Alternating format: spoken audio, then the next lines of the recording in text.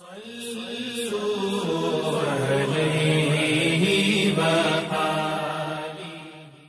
اللہ الرحمن الرحیم۔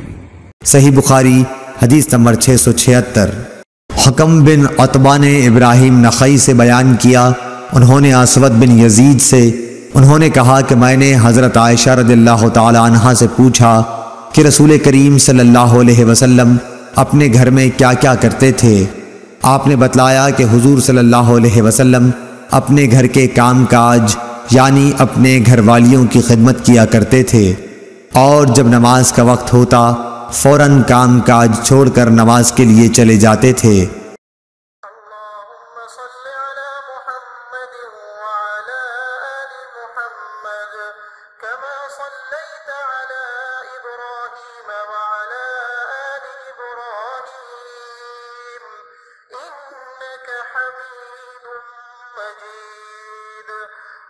اللهم بارك على محمد وعلى آل محمد كما باركت على إبراهيم وعلى آل إبراهيم إنك حميد مجيد۔